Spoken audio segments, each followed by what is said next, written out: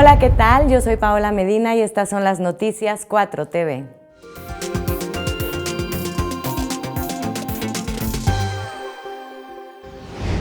Arrancamos esta mañana con información relevante, porque aunque el bloque conservador insiste en la sobrerepresentación de los curules en la Cámara de Diputados, el presidente Andrés Manuel López Obrador indicó que el pueblo de México fue muy claro al elegir democráticamente la continuidad del movimiento de transformación durante los próximos años. El mandatario precisó que el fondo del debate en torno a la supuesta sobrerepresentación de plurinominales es la intención por parte de la derecha conservadora de retirar los apoyos sociales que hasta ahora reciben más de 30 millones de hogares en México. Bueno, es algo trascendente porque implica pues un cambio profundo. Estamos ante un hecho histórico importante. El pueblo de México decidió, la mayoría del pueblo de México que participó en elecciones democráticas, decidió dar todo su apoyo al movimiento de transformación y lo hizo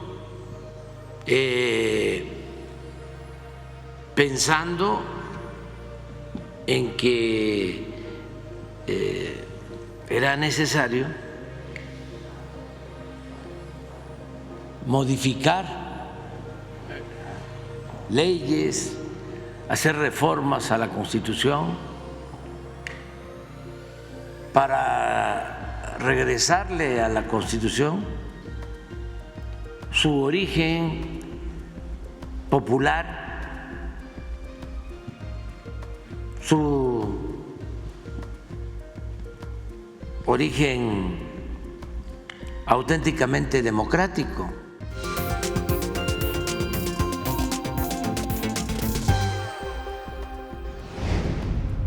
El presidente Andrés Manuel López Obrador informó que esta mañana la Secretaría de Gobernación envió un oficio a la ministra presidenta de la Suprema Corte de Justicia de la Nación, Norma Piña, en el que se le solicita dar trámite y no seguir obstruyendo el caso del empresario Ricardo Salinas Pliego, quien adeuda más de 35,000 millones de pesos a la hacienda pública. Y sí, lo vamos a hacer hoy por escrito a la presidenta, que tiene el paquete de 2 asuntos fiscales de un pago de impuestos por 25,000 millones de pesos. Sí. ¿Cuánto es? 35,000 millones. 35,000, sí. Es que yo ya no saco bien las cuentas, pero tienen ahí, y si ella no está en huelga, pues ya puede resolver. Hoy le pedí a la secretaria de Gobernación y a la consejera jurídica que le enviara un oficio a la presidenta, con todo respeto, de la Suprema Corte de Justicia sobre ese asunto, porque ella lo recibió y no le ha dado trámite. Desde hace un mes está detenido ese procedimiento cuando ya pudo haber. Entonces vamos a ver si se resuelve, porque además, ya, sin adelantarnos, porque ellos son los que tienen que decidir, constitucionalmente no tienen por qué estar deteniendo ese fallo que ya se resolvió en las instancias correspondientes.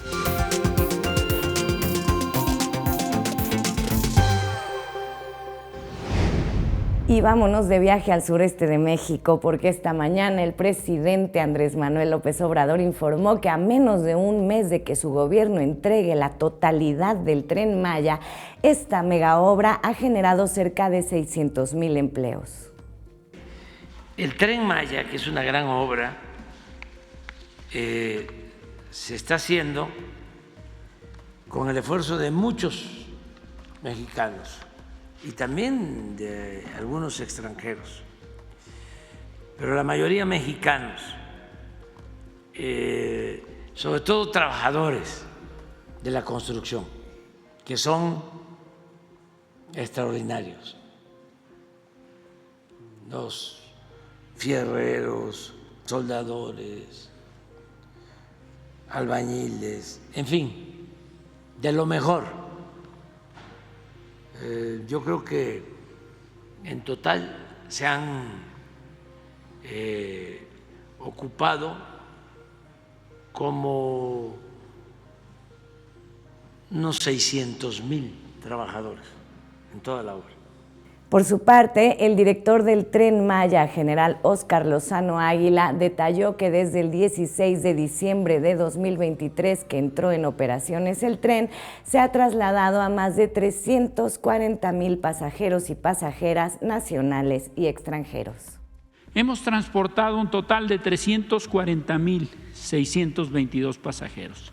Son 248,700 que hemos vendido en taquilla y 91,992 pesos boletos que hemos vendido a través de nuestra página web www.trenmaya.gov.mx.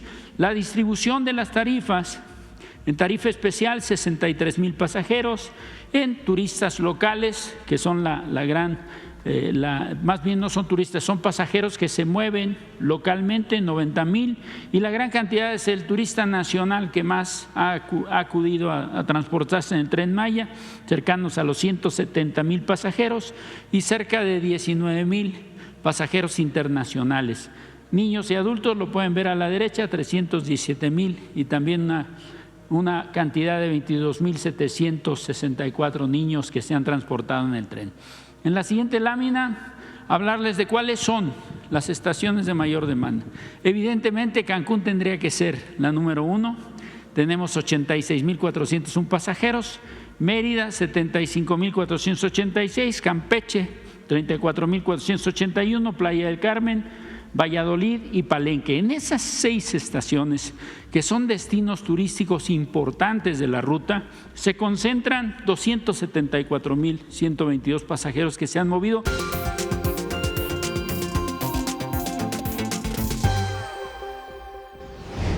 Ahora vamos con nuestra compañera Eli Arango, quien nos presentará las actividades de Claudia Sheinbaum, presidenta electa. Buenas noches, Paola. Hoy en conferencia de prensa, Claudia Sheinbaum nombró al actual jefe de gobierno de la Ciudad de México, Martí Batres, como director general del ISSSTE de su gobierno.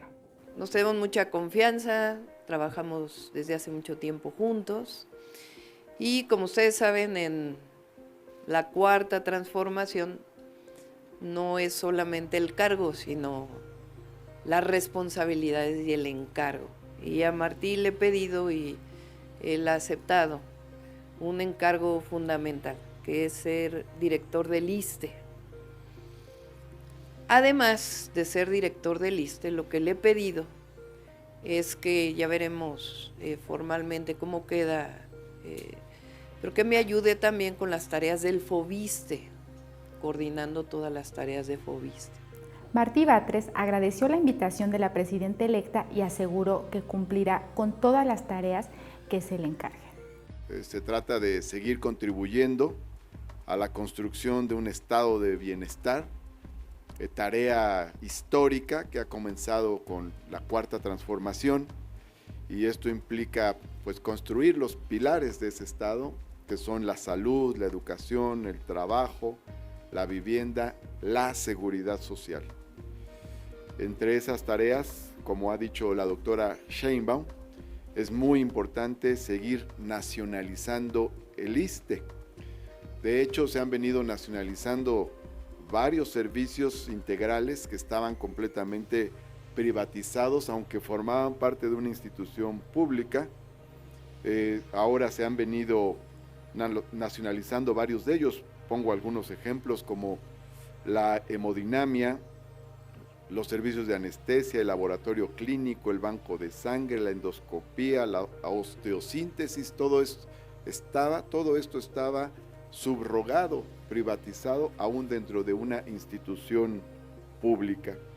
Vamos a continuar con esa labor para que el ISSSTE tenga precisamente esa naturaleza de institución del Estado que en la era neoliberal se le fue quitando, de la cual fue despojado.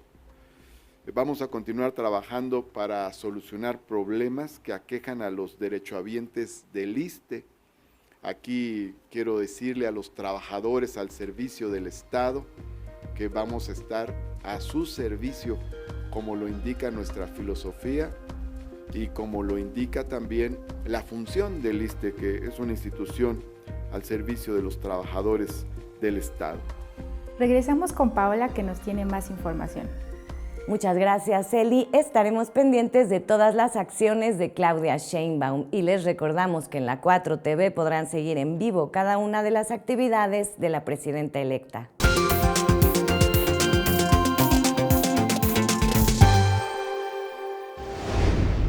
A través de un comunicado, el presidente nacional de Morena y próximo secretario de Educación Pública, Mario Delgado, recordó que el pasado 2 de junio, millones de mexicanas y mexicanos votaron por la primera mujer presidenta y por las y los legisladores que llevarán a cabo las reformas del segundo piso de la Cuarta Transformación. La doctora Sheinbaum hizo campaña pidiéndole al pueblo de México ser la primera presidenta en la historia de este país, pero además que le diera la mayoría en el Congreso para llevar a cabo una serie de reformas. Primero las 20 planteadas por el presidente, más la agenda que la doctora Sheinbaum está proponiendo, y la gente votó por eso. El dirigente morenista lamentó que la oposición no acepte el resultado de la elección y, por el contrario, solicite interpretaciones a contentillo de la Constitución. El pedir que se viole la Constitución porque a unos no les gusta, pues es algo impensable, ¿no? Sería vulnerar nuestra democracia. ¿Por qué le tienen miedo a la mayoría de Morena? Ya tuvimos la mayoría y ahí están las reformas que se hicieron, todas en favor de la gente. Los nuevos derechos sociales, el que la corrupción sea un delito grave.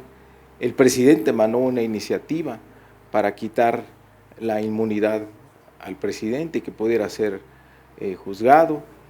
Se quitaron las pensiones a expresidentes y todas las reformas que le han caído muy bien a nuestro país. El pueblo manda y el pueblo fue muy claro, muy contundente en la votación del 2 de junio y es lo que estamos pidiendo que se respete.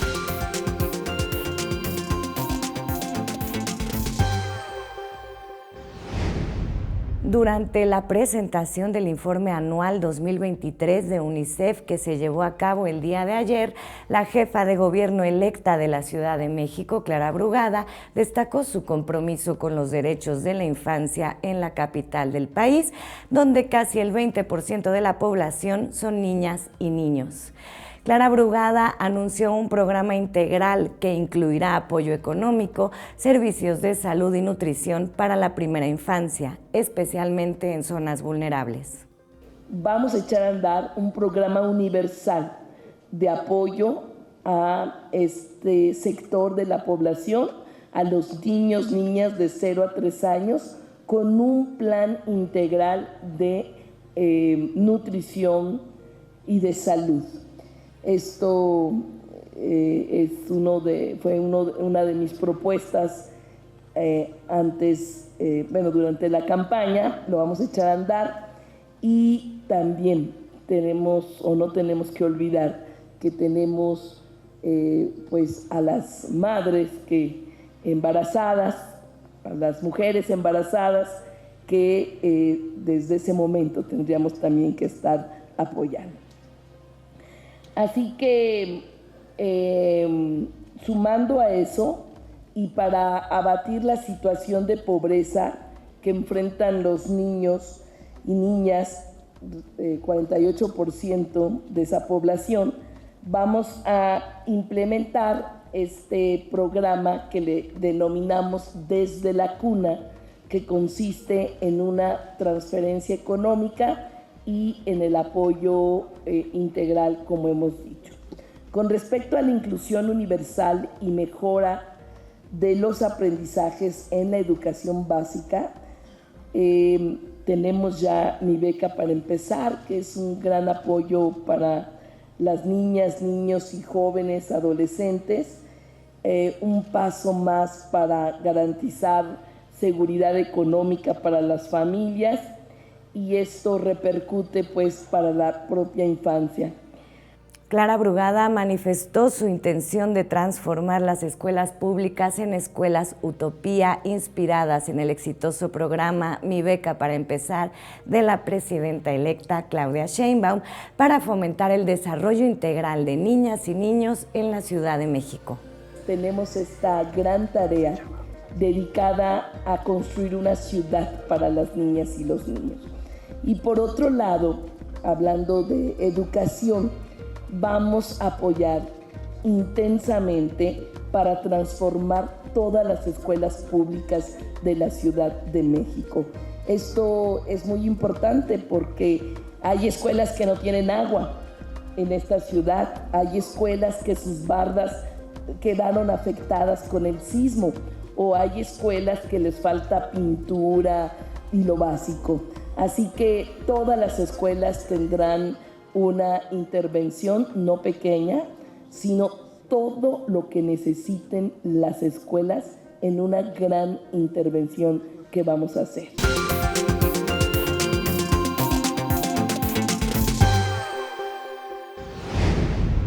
Este martes, el secretario de Energía, Miguel Ángel Maciel, visitó la planta fotovoltaica de la Central de Abasto, en donde destacó que el Gobierno de México ha trabajado en sentar las bases para poder crear una transición ordenada, en la cual se van agregando energías fotovoltaicas, eólicas e hidráulicas, además de que es un reforzamiento de la política energética actual. El titular de la Secretaría de Energía enfatizó que, dado que las tecnologías renovables son intermitentes, se trabaja en la creación de baterías de almacenamiento para asegurar el uso continuo de la energía. Además, detalló que el proyecto en la Central de Abasto está generando resultados positivos, beneficiando a las comunidades locales y contribuyendo a la reducción de emisiones de gases de efecto invernadero.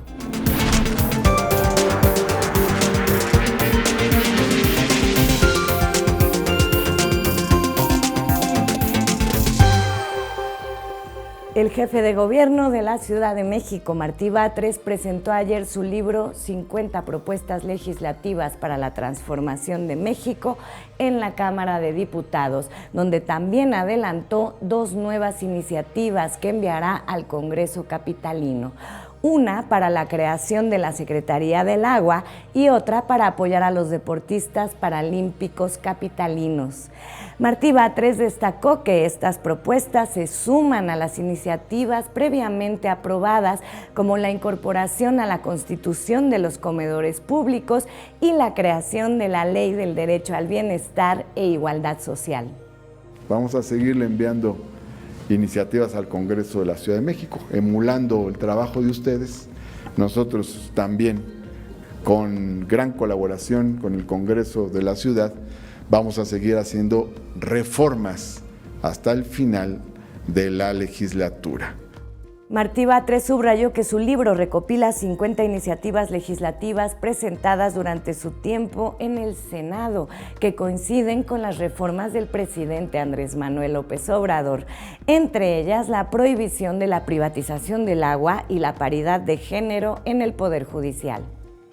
Pero este libro sale ahora a propósito del debate que planteó el presidente Andrés Manuel López Obrador. Y lo digo aquí, porque Aunque estas iniciativas se presentaron hace 3 años, o hace 4, o hace 5, o hace 6, la presentación de las iniciativas de reforma constitucional del presidente reviven una serie de temas que entonces planteamos. Algunas de estas iniciativas fueron aprobadas o incorporadas a dictámenes aprobatorios y otras siguen discutiéndose, y ahí será interesante analizar unas, y claro que le agradeceré al diputado Nacho Mier y a los compañeros y compañeras que puedan hacerlas suyas. Todas son puntos de referencia para informar logros, para continuar debates o para insistir en transformaciones que están pendientes.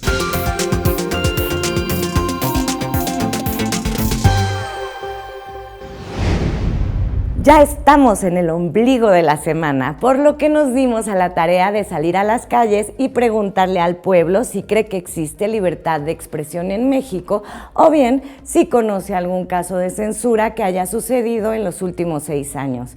Vamos a ver qué dijo la gente el día de hoy.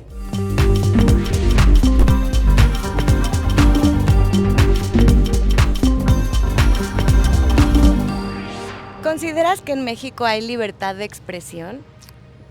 Sí, yo considero que en México se respeta el derecho a la libertad de expresión, toda vez que pues, somos libres de poder expresar nuestros pensamientos, nuestras ideas, a través de manifestaciones, de expresiones, por lo tanto considero que sí se respeta ese derecho.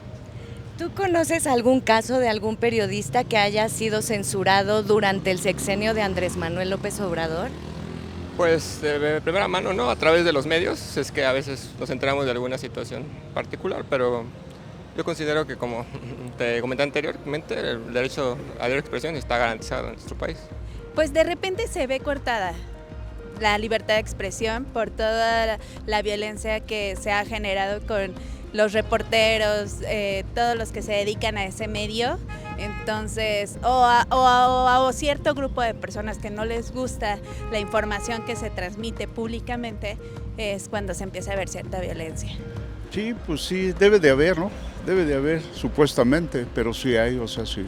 Sí, considero que de alguna manera sí tenemos las libertades de expresar lo que pensamos y lo que sentimos, que lamentablemente se ha abusado, se ha convertido en, pues a veces a una anarquía, el hecho de que dicen que no debe haber límites, pero a veces la gente no ve un límite, abusa de esa libertad de expresión. Yo, para mí, es lo que he visto y lo vemos diario en la calle, que ya el simple hecho, por ejemplo, podemos voltear aquí y vemos que la gente, si a usted le dice, oiga, está el alto, no se puede pasar, y la gente, pues, ¿qué te importa? ¿No? O sea, pues, por ejemplo, ¿no? O sea, y la gente ya no tiene conciencia de las acciones.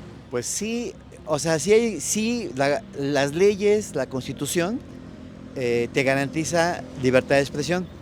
Sin embargo, pues es sabido y conocimiento público que en algunos periodistas se les ha coartado esa libertad. No se les ha permitido hablar libremente de sus ideas y cuestiones que tengan que informar.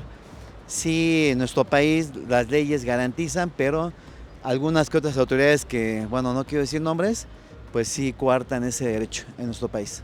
¿Usted conoce algún caso de censura de algún periodista en este sexenio? Sí, pues digo, el caso de Loret de Mola, ¿no? Estaba en Televisa, ya no está, ahora está en otro lugar y pues siempre ha sido objeto de censura. Ciro Gómez Leiva también. Quizá una censura donde se les prohíba especialmente sus ideas, pero sí de alguna manera se les critica y se les ataca mucho desde Palacio Nacional.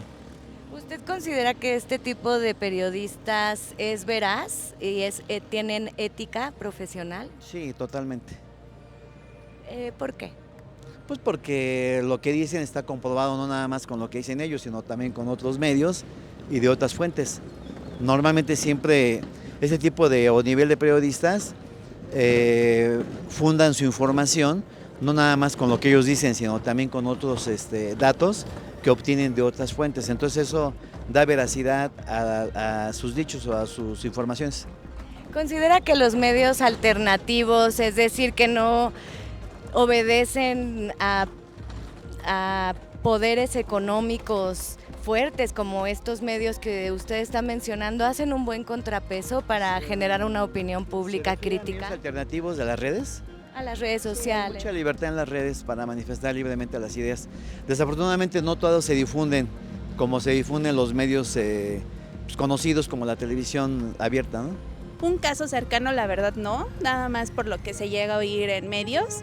Y pues a mi punto de vista creo que no nada más en este gobierno, sino en diversos gobiernos se ha visto que sí existe cierta violencia hacia ese tipo de personas. Digo, el caso de Loret de Mola, ¿no? Estaba en Televisa, ya no está, ahora está en otro lugar y pues siempre ha sido objeto de censura. Ciro Gómez Leiva también. Quizá una censura donde se les prohíba especialmente sus ideas, pero sí de alguna manera se les critica y se les ataca mucho desde Palacio Nacional. ¿Usted considera que este tipo de periodistas es veraz y tienen ética profesional? Sí, totalmente. ¿Por qué? Pues porque lo que dicen está comprobado no nada más con lo que dicen ellos, sino también con otros medios y de otras fuentes.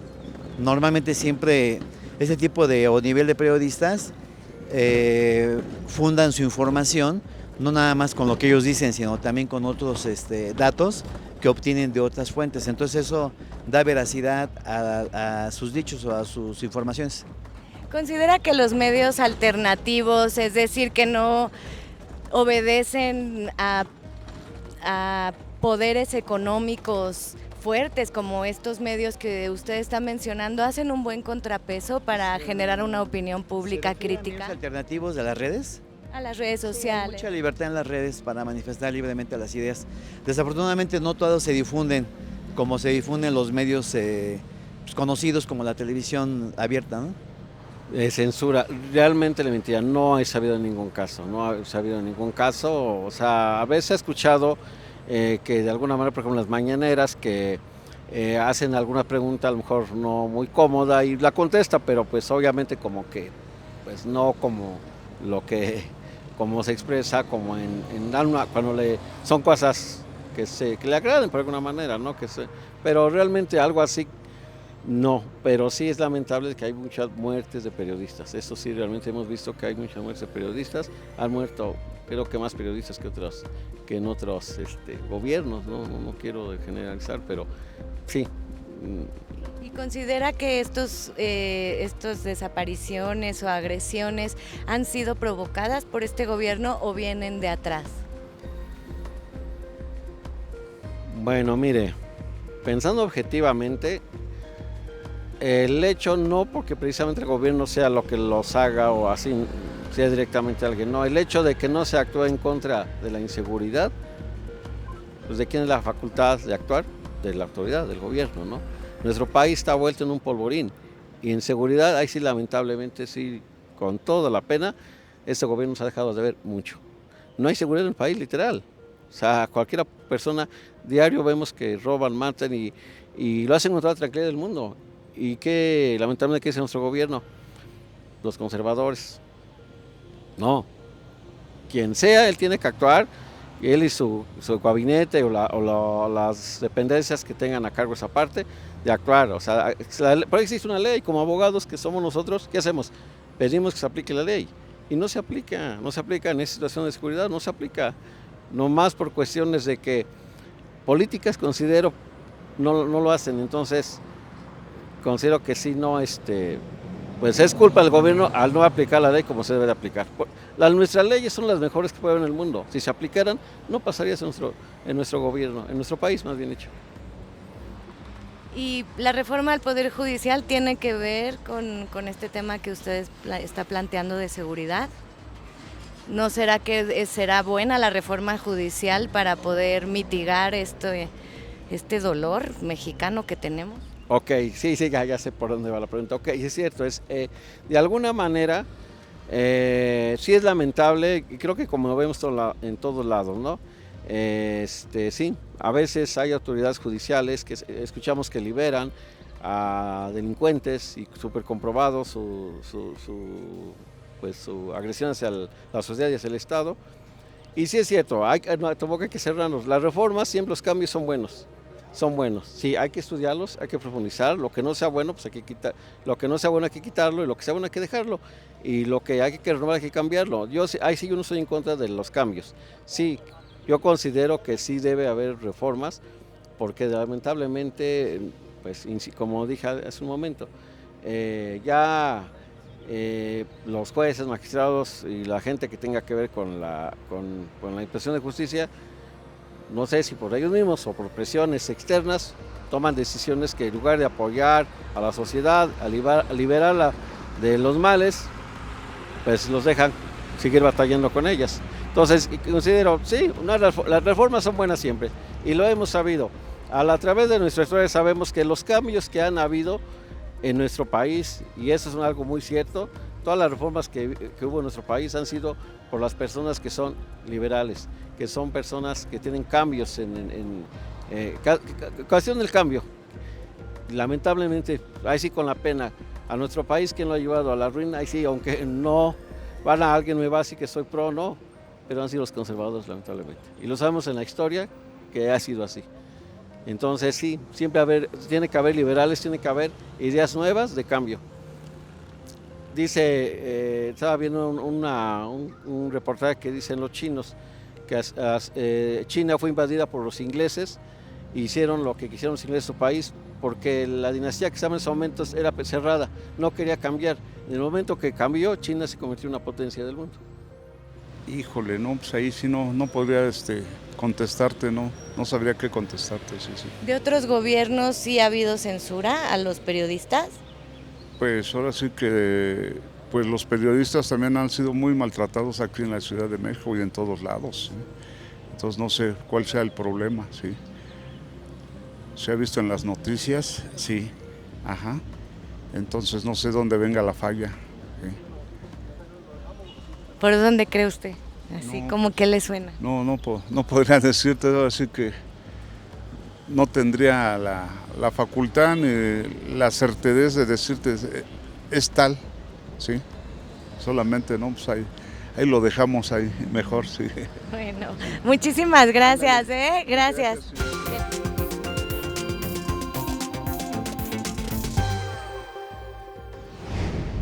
Ahora vamos con nuestro compañero Eduardo Casillas, que nos dará la agenda cultural del día. Mitad de semana, Pao, y tenemos muy buenas noticias culturales porque la compañía Teatro Chingué presenta la obra Desaire de los Elevadores en el Teatro Benito Juárez de la Ciudad de México. La puesta en escena retrata a un grupo de personas que se reúnen en un departamento de 4º piso para compartir vino, risas, tristezas y algunos íntimos detalles de sus catástrofes cotidianas. Desaire de los Elevadores se presenta durante una breve temporada los jueves y viernes a las 20 horas, sábados a las 19 y domingos a las 18 horas hasta el 25 de agosto. Los boletos pueden adquirirse directamente en taquilla.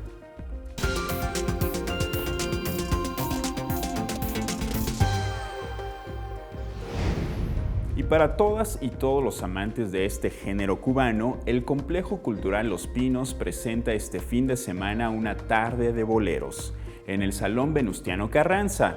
Podrán disfrutar de una tarde llena de romance y nostalgia con los boleros más emblemáticos de todos los tiempos y la presentación de grupos como Saralá, Punchuco Serna y Andaj, entre otros. La cita es este domingo 25 de agosto a partir de las 3 de la tarde y la entrada es totalmente gratis. ¿Ya saben a quién invitar? Pues esto es todo por el momento. Muchas gracias, Pao. Muchas gracias, Eduardo. Tenemos que ir este fin de semana a Los Pinos a pasar una tarde de boleros. Estaremos pendientes de estas actividades.